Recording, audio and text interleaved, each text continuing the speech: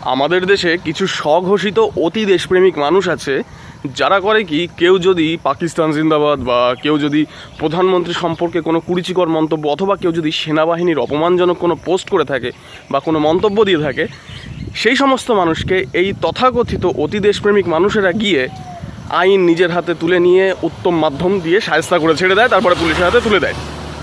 কিন্তু রিসেন্টলি দেখলাম কি, মধ্যপ্রদেশের এক সুনামধন্য বিজেপির মন্ত্রী তিনি কর্নেল সোফিয়া কুরেশির নামে খুবই একটা কুরুচিকর মন্তব্য করেন। मोदी जी कपड़े तो उतार नहीं सकते थे, इसलिए उनके समाज की बहन को भेजा कि तुमने हमारी बहनों को अगर विधवा किया है तो तुम्हारे समाज की बहन आके तुम्हें नहीं छोड़ेगी। তিনি বলেন সোফিয়া কুরেশি নাকি পাকিস্তানের ওই আতঙ্কবাদীদের বোন।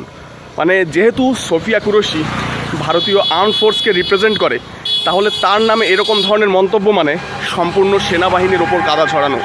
এখানে সেনাবাহিনীর অপমান হচ্ছে, কিন্তু তার সত্ত্বেও এই তথাকথিত অতি দেশপ্রেমিক মানুষগুলো এখন মুখে কন্ডম গুজে বসে আছে। ওই মন্ত্রী সম্পর্কে তারা কোনো রকমই কোনো অ্যাকশান নেবে না। কিন্তু এই জায়গায় যদি অন্য কেউ হতো, তাহলে এতক্ষণে গণপ্রহরে হয়তো সে শেষও হয়ে যেতে পারতো।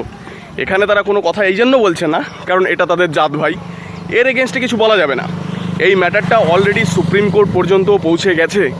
অথচ কোনো এক সময়ে রাহুল গান্ধী যখন কোথাও একটা বক্তৃতায় বলছিলেন যে সব মোদিরাই কেন চোর হয়, তার এই মন্তব্যের জন্য বিজেপির কোনো এক নেতা বা মন্ত্রী গিয়ে তার এগেনস্টে ডিফেমেশনের মামলা করে, যে কারণে রাহুল গান্ধীর তখন 2 বছরের শাস্তি ঘোষণা হয় এবং যেই কারণে তার পার্লামেন্টের সদস্যপদ বাতিল হয়ে যায়।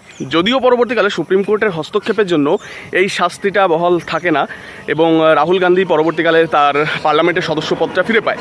কিন্তু সেম জিনিসই যখন হচ্ছে, সেনাবাহিনী যখন অপমান হচ্ছে, তখন বিজেপির কোনো নেতামন্ত্রী, এমনকি গ্রাউন্ড লেভেলের যে সমস্ত কর্মকর্তারাও আছে, তারাও কিন্তু চুপ, তারা কিছু বলবে না।